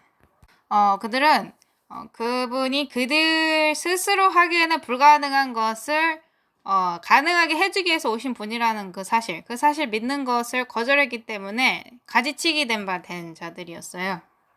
그래서 우리도 조심해야 합니다. 우리가 가지치기 당할 위치에 처하지 않도록 조심해야 돼요. 우리는 사실 여기 포함되어 있지 않다가 다시 접목된 낯선 가지잖아요. 그러니까 원래 있던 가지도 이걸 받아들이면 다시 접목될 수가 있는 것입니다. 이걸 보면 바울이 구약의 모형론을 이해한 것을 알 수 있죠. 바울은 완전히 이해했습니다.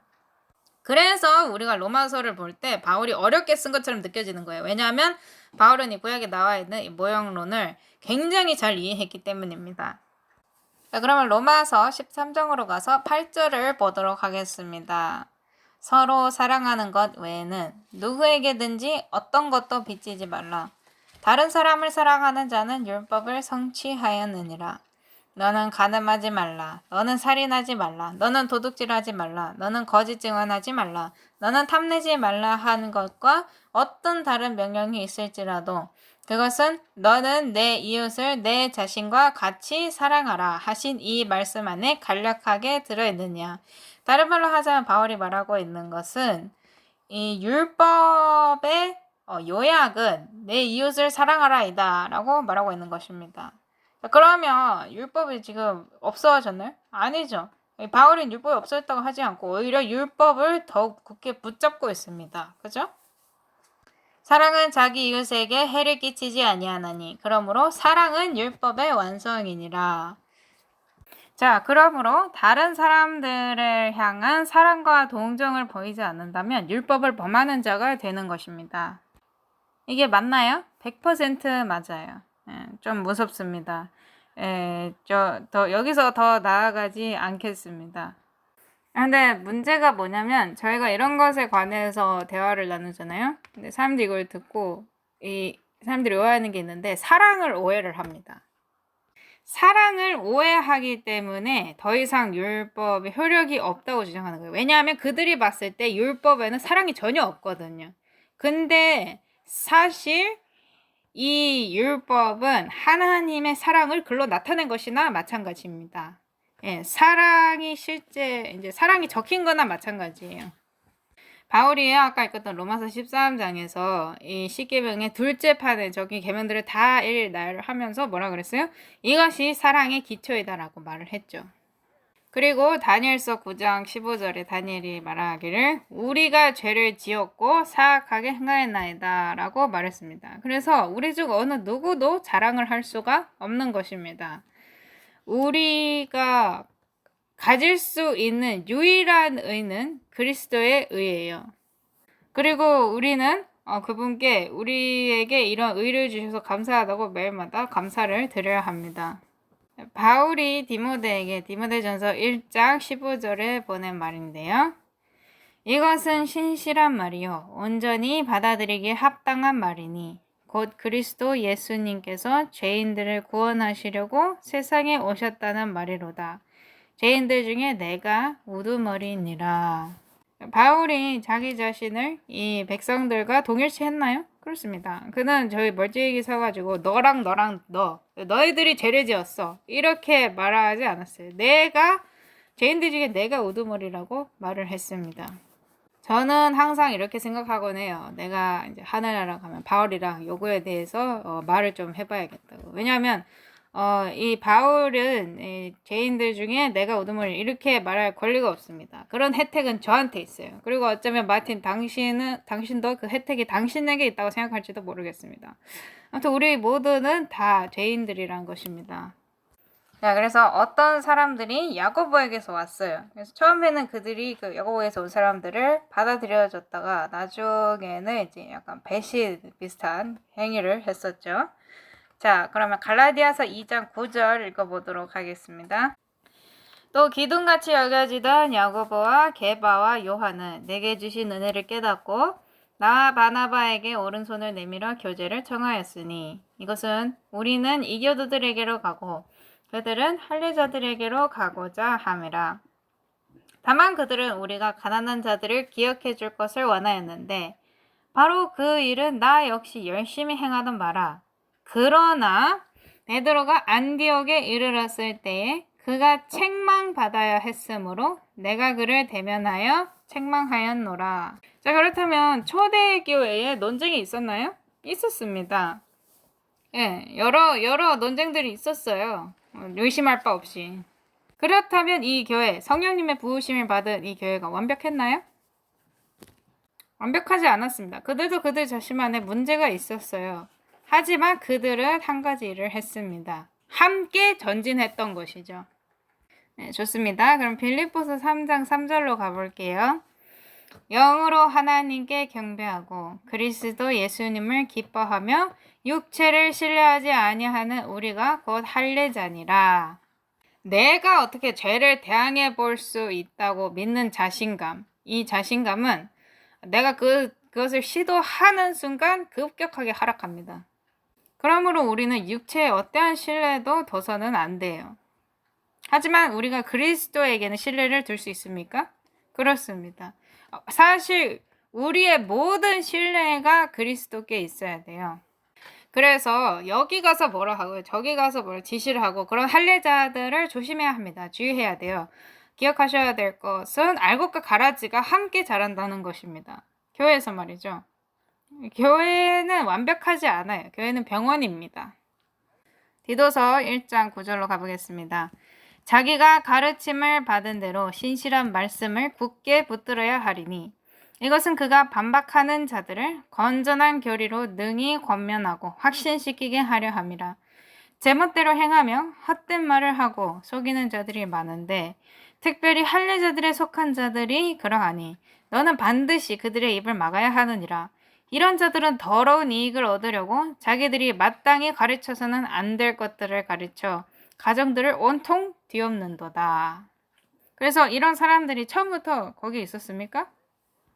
있었죠. 그렇다면 이 사람들이 마지막에도 있을까요? 물론이죠. 그렇다면 내가 이 사람들로부터 분리돼서 나 혼자의 뭔가 자그마한 것을 시작합니까? 그렇게 할 수도 있어요. 근데 그렇게 나만의 뭔가 작은 것을 시작하잖아요. 그것이 자라면서 결국에는 내가 피해서 왔던 그 사람들이 내가 만든 그 그룹 안에도 있을 겁니다. 그래서 얘기를 한번 해봅시다. 우리는 완벽해야 돼요. 그리스도의 완벽함을 가져야 합니다. 하지만 우리는 완벽주의를 조심해야 돼요. 어떤 사람들은 바울이 아직 거기까지 도달하지 못했다고 말을 합니다. 아직 얻지 못했다고 말을 해요. 그래서 바울이 여기서는 아직 얻지 못했지만 나중에는 그가 얻었다. 그러므로 우리도 그것을 얻을 수 있다. 뭐 이렇게 말하는데 성경 어디에 그가 얻었다고 나옵니까? 그래서 바울이 마지막 나팔이 울릴 때 변화에 관해서 얘기한 사람이고 예언의 신은 말하기를 이 썩을 육체가 영광스러운 몸으로 변화되기 전까지는 우리가 죄가 없다고 완전히 죄가 없다고 말할 수 없다 이렇게 되어 있거든요. 그렇다고 해서 내가 계속 죄를 지어도 된다는 것입니까? 사람들이 그렇게 주장하기도 하거든요. 근데 그게 돼요? 아니죠. 그리스도의 의와 그리스도의 도움을 받아서 여전히 죄가 없이 사려고 계속해서 노력을 해야 하는 것입니다. 전에도 말했듯이 이 술을 마시지 않는 알코올 중독자는 여전히 알코올 중독자입니다. 그 알코올 중독자가 술을 마시지 않는 것은 진정 상태, 그러니까 호전되고 있는 상태일 뿐이죠. 그는 술을 마시는 것을 자신의 의지의 힘, 그리고 하나님의 도움을 받아서 술 마시는 것을 멈췄습니다. 그래서 그가 그 연약함을 뛰어넘을 수 있었던 것이죠. 그래서 더 이상 술을 마시지 않습니다. 이것과 마찬가지로 죄도 그렇게 작용이 돼요. 내가 무언가에 중독이 됐다. 예를 들어서 포르노라든가. 그러면 그 웹사이트를 닫습니다. 그리고 멈추는 겁니다. 그렇다고 해서 나의 본성이 나와 싸우지 않는다는 뜻이 아닙니다. 하지만 그 내 본성에 굴복하지 않는 것이죠. 왜냐하면 나는 나 자신을 더 높은 능력과 더 위대한 능력과 연결시켰기 때문입니다. 부조와 선지자 574쪽 보도록 하겠습니다. 우리 시대의 젊은이들도 사무엘처럼 하나님 보시기에 귀중하게 될 수 있다. 그들은 그들의 그리스도인적 성실을 충실히 유지함으로 개혁사업에 큰 가마를 끼칠 수 있다. 이와 같은 사람들이 이 시대에 필요하다. 하나님께서는 그들 각자가 할 일을 가지고 계시다. 아무도 오늘날 이 시대에 하나님께로부터 받은 임무를 충실히 감당하는 자들이 성취할 수 있는 것보다 하나님과 인간을 위하여 더 큰 결과를 성취한 사람은 결코 없었다. 자, 이 사무엘의 삶에서 적용하던 그 똑같은 능력이 오늘날에도 있나요? 있습니다. 그러므로 이 힘은, 이 능력은 아담 때부터 우리에게 살 가능하도록 제공되었던 것입니다. 사무엘을 보자면 사무엘이 그 주변에 있는 제사장들로부터 본받을 수 있는 어떤 그런 좋은 모본을 받나요? 아니죠. 엘리는 어땠습니까? 엘리는 방종했습니다. 그리고 엘리의 아들들은 어때요? 전혀 좋은 모본이 아니었죠.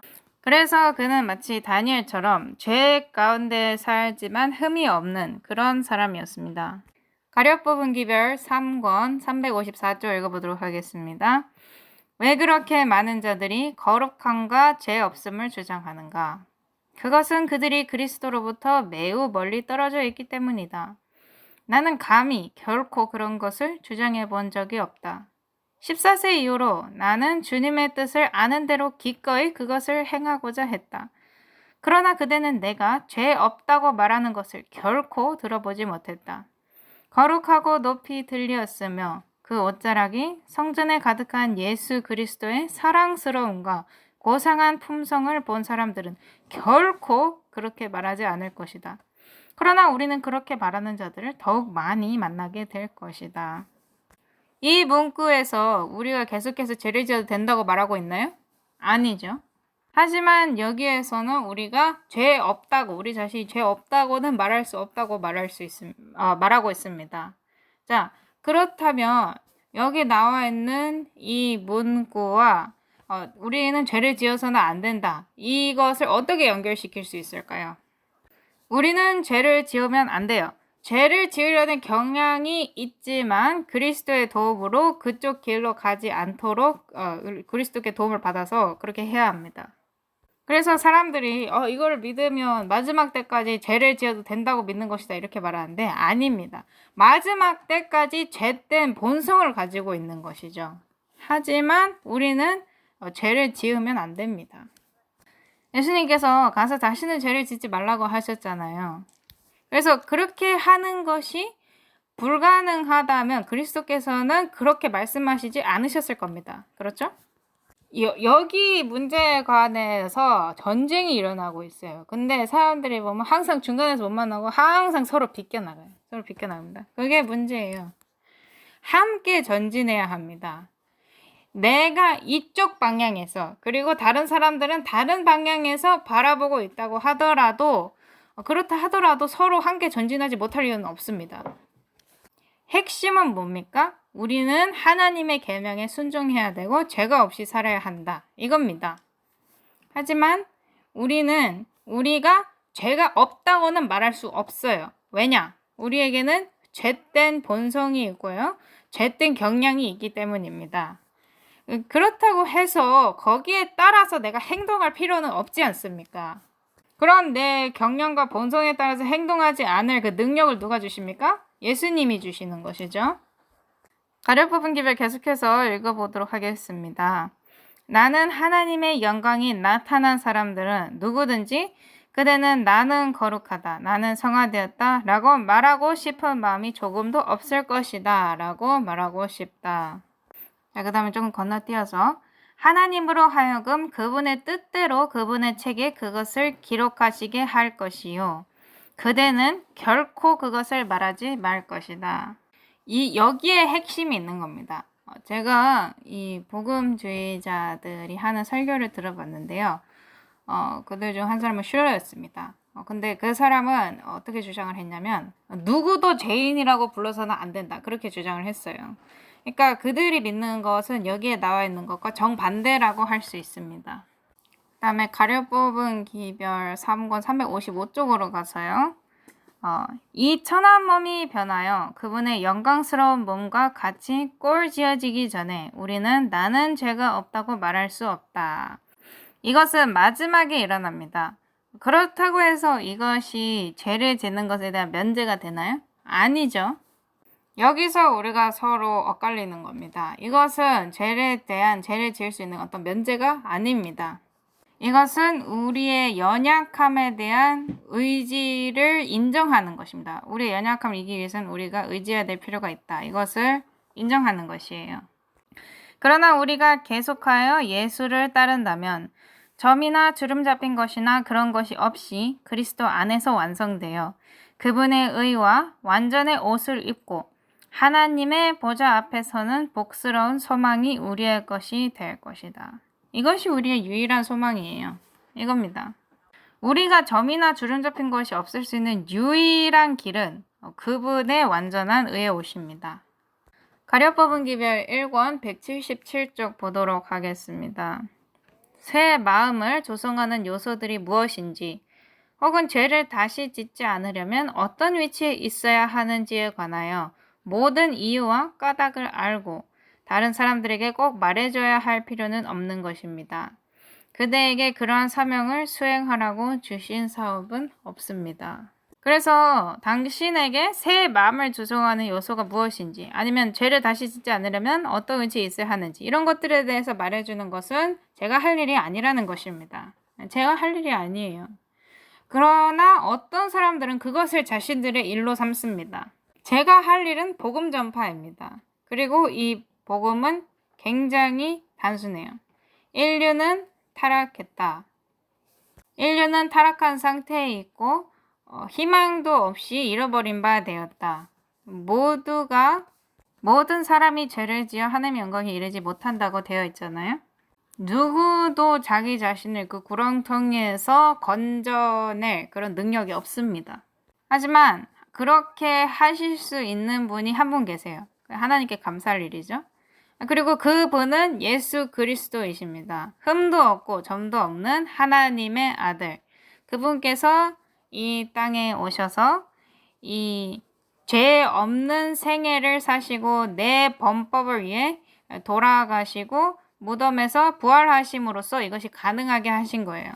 그래서 내가 그분과 함께 죽으면 나는 그분과 함께 부활할 수 있는 혜택도 얻는 것입니다. 그리고 그분께서 주시는 능력에 따라서 새 삶을 살 수 있는 거죠. 하지만 나 자신은 연약하고 죄된 본성을 가지고 있습니다. 그리고 나는 더 이상 이 내 죄된 본성에 응답하지 않을 거예요. 왜냐? 내가 산 것이 아니고 그분께서 내 안에 계신 것이기 때문이죠. 이게 명확하죠? 아주 명확합니다. 그래서 어떻게 다른 사람의 품성을 내가 어떻게 막 잘 형성해 보려고 하는 거, 그런 일은 우리에게 주어진 바 없습니다. 그것은 그리스도께서만이 하실 수 있는 일이에요. 우리에게 주어진 일은 죄가 무엇인지 정의를 내리고, 그러니까 계명에 따라 순종을 한 다음에 우리 모두가 잃어버린 바 되었음을 인정하고 해결책을 가리키는 것입니다. 그것이 우리의 일이에요. 바울이 디모데에게 다음과 같이 말했습니다. 디모데전서 1장 15절에 이것은 신실한 말이요 온전히 받아들이기에 합당한 말이니 곧 그리스도 예수님께서 죄인들을 구원하시려고 세상에 오셨다는 말이로다. 죄인들 중에 내가 우두머리니라. 저희가 이 글을 전에도 읽었지만 다시 한번 읽도록 하겠습니다. 모든 대언자들이 자기 자신을 죄된 백성들과 동일시했습니다. 모두가 그랬어요. 그리고 바울이 빌립보서에 다음과 같이 적었습니다. 빌립보서 3장 1절부터 읽겠습니다. 끝으로 나의 형제들아 주를 기뻐하라. 너에게 같은 것들을 쓰는 것이 참으로 내게는 부담이 되지 아니하며 너희에게는 안전하니라. 개들을 조심하고 악한 일꾼들을 조심하며 살을 베어내는 자들을 조심하라. 그러므로 우리는 분열시키는 것을 원하지 않는 것입니다. 그것을 주의하라고 말하고 있는 거예요. 자, 오늘날 우리 이 안에 많은 분열이 있나요? 많죠. 그리고 지난 몇 년간 이 분열 상황이 더 악화된 것처럼 보입니다. 더 발전된 것 같아 보이질 않아요. 이 분열이 점점 더 심해지고 있습니다. 자, 그럼 누가 일하고 있는 것일까요? 사단이 일을 하고 있는 것이죠. 3장 3절 영으로 하나님께 경배하고 그리스도 예수님을 기뻐하며 육체를 신뢰하지 아니하는 우리가 곧 할례자니라. 내가 내 육신에 대해서 자신감을 갖기 시작하면, 그리고 당신들은 반드시 경지에 도달해야 합니다. 이렇게 도달해야 돼요.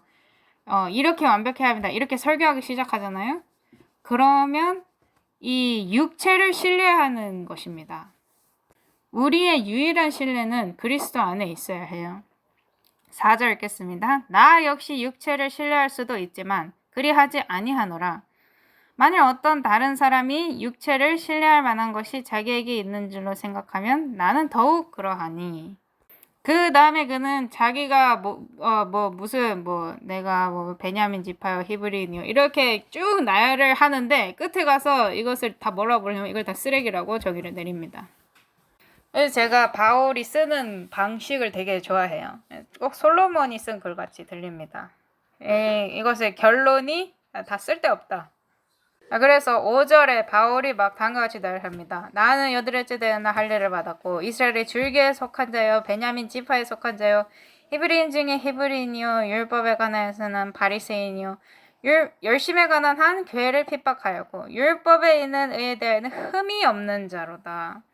그러나 무엇이든지 내게 이득이던 것들을 곧 그것들을 내가 그리스도를 위하여 손실로 여겼으며 쓰레기라는 것입니다. 8절 참으로 확실히 모든 것을 손실로 여김은 그리스도 예수 내 주를 아는 지식이 뛰어나기 때문이라. 내가 그분을 위하여 모든 것에 손실을 입고 그것들을 단지 배설물로 여김은 내가 그리스도를 얻고 그 모든 것 그러니까 그의 모든 열심 그에 관한 모든 그가 이룬 모든 것 이것이 다 배설물이라는 것입니다. 9절 보겠습니다. 율법에서 난 내 자신의 의가 아니라 그리스도의 믿음을 통한 의, 곧 믿음으로 말미암아 하나님에게서 난 의를 소유한 채 그분 안에서 발견되려 함이라. 자, 그러면 바울이 이 기준점을 낮췄습니까? 아니면 높였습니까? 높였어요. 그러니까 이 기준점이 어디 있는지 보여줬고요. 그것은 그리스도라고 보여준 것입니다. 그래서 바울이 한 최고의 노력, 자기 자신이 한 최고의 노력이 나중에 알고 보니까 배설물이었던 거예요. 10절 이것은 내가 그분의 죽으심과 일치하게 되어 그분과 그분의 부활의 권능과 그분의 고난에 참여하는 것을 알고자 함이요. 어찌하든지 내가 죽은 자들의 부활에 도달하려 함이라. 이것이 우리의 유일한 소망입니다. 어떤 사람들은 이 표준, 기준점이 너무 높아서 낙담할 수도 있어요. 하지만 그리스도께서 이것을 가능하게 하십니다. 그래서 그리스도께서 말씀하시기를 그분 자신에 의해 우리가 믿음을 둬야 한다고 하신 겁니다. 새 언약이 무엇입니까? 율법이 어디에 적혀 있다고요? 마음에 적혀 있다고 하죠. 왜냐? 마음에 적혀 있지 않을 때는 이것이 배설물이나 마찬가지였기 때문입니다. 그러니까 내가 이룬 업적들, 율법에서 내가 이룬 것들, 이런 것들이 다 배설물이라는 것이죠. 그 다음에 이제 바울이 12절에 한 말을 가지고 사람들이 이 사람이 이 글을 썼을 때는 아직 도달하지 못했구나 이렇게 말하게 만든 그 말을 하는데 12절에 나는 내가 이미 도달한 것처럼 말하지 아니하며 이미 완전한 것처럼 말하지도 아니하고 다만 그리스도 예수님께서 나를 붙잡아 이루시고자 하신 그것을 붙잡으려고 뒤따라가노라. 형제들아 나는 내가 이미 붙잡은 줄로 여기지 아니하고 다만 이 한 가지 일을 행하나니 곧 뒤에 있는 그것들은 잊어버리고 앞에 있는 그것들에 도달하려고 나아가 그리스도 예수님 안에서 하나님의 높은 부르심의 상을 받으려고 표대를 향해 밀고 나아가노라. 이것이 문제에 대한 대답입니다. 이것이 대답이에요. 만약에 우리 모두가 이 표대를 향해서 함께 밀고 나아가면 우리가 함께 전진하게 되지 않겠습니까? 자, 그래서 어떤 사람들은 이 기준점, 이 표대를 향해서 나아가려고 하고 어떤 사람들은 이것을 세상에 있는 기준점에 맞춰서 타협하려고 하고 하는데 그렇게 함으로써 우리가 사실상 흩어진 바 되었거든요. 근데 그에 반해서 우리 모두가 이 높은 부르심, 그러니까 예수님께서 정해놓으신 그 기준점을 머리에 두고 그리고 그 기준점을 향해서 나아가면 그러면 자동적으로 함께 나아가게 된다는 것입니다. 함께 전진하게 된다는 거예요. 자, 그래서 여기서 말하고 있는 게 무엇이냐? 이것은 교회를 향한 호소입니다. 특별히 우리가 살고 있는 시대에 말이죠.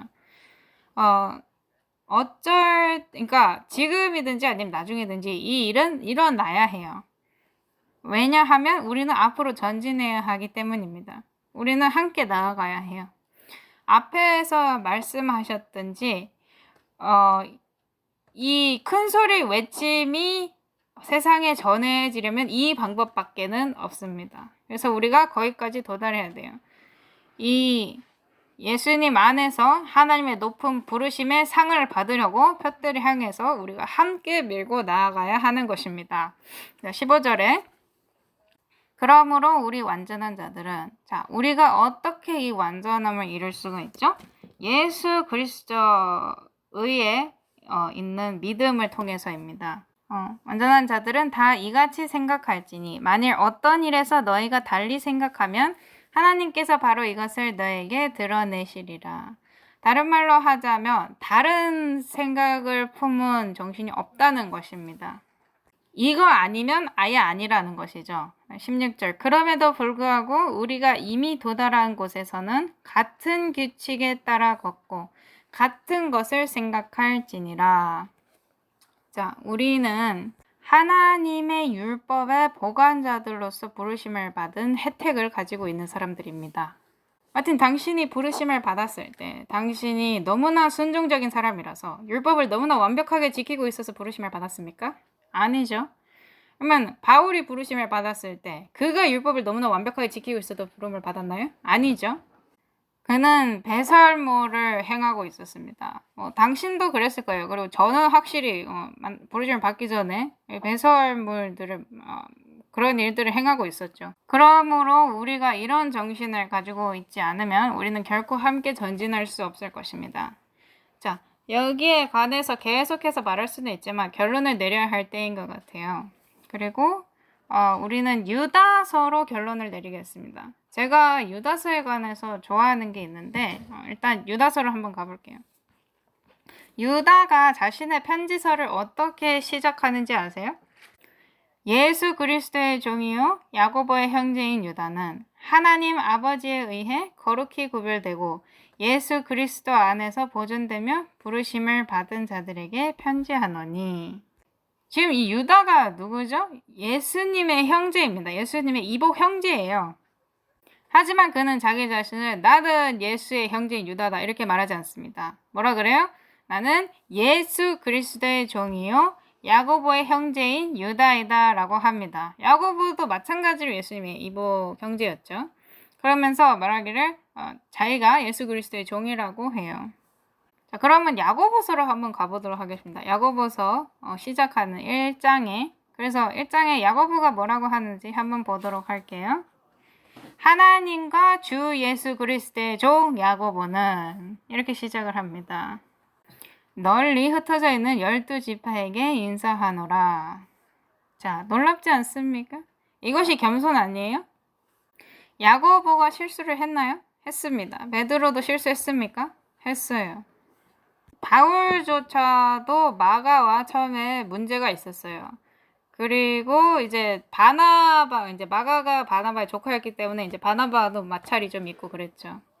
그래서 많은 논쟁이 있었습니다. 하지만 마지막엔 결국엔 어떻게 했어요? 그들이 함께 전진했습니다. 함께 나아갔어요.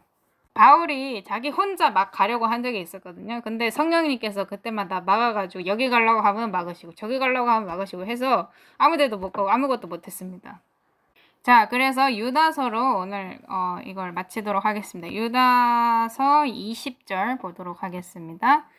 그러나 사랑하는 자들아 너희는 너희의 지극히 거룩한 믿음 위에 너희 자신을 세우며 성령님 안에서 기도하고 하나님의 사랑 안에서 너희 자신을 지키며 영원한 생명에 이르도록 우리 주 예수 그리스도의 긍휼을 기다리라. 차이를 두어 어떤 사람들은 불쌍히 여기고 우리는 교회 안에 있는 사람들을 불쌍히 여겨야 합니다. 우리는 짓밟힌 자들을 불쌍히 여기고 상처 입은 자들을 불쌍히 여기고 그리고 우리가 너무나도 위대하고 강력한 자들이라서 우리가 모두를 판단할 수 있다, 심판할 수 있다라고 생각하는 일을 멈춰야 해요. 또 다른 사람들은 불에서 끄집어내어 두려움을 가지고 구원하되 육체로 더러워진 옷조차도 미워하라. 다른 말로 하자면 순수해야 한다는 겁니다. 그렇다고 해서 손을 더럽히지 말라는 뜻은 아니에요. 왜냐하면 불에서 다른 사람들 끄집어내야 되잖아요. 그러면 내 손도 더러워질 것 아닙니까? 이제 능히 너희를 보호하사 넘어지지 아니하게 하시고 이건 사실 성경에 있는 가장 아름다운 구절 중 하나이지 않을까 싶습니다. 넘치는 기쁨으로 자신의 영광이 있는 곳 앞에 흠없이 너희를 제시하시는 분, 즉 홀로 지혜로우신 하나님 곧 우리의 구원자께 영광과 존엄과 통치와 권능이 이제와 영원토록 있기를 원하노라. 아멘. 이것을 통해서 우리가 연합할 수 있지 않겠습니까?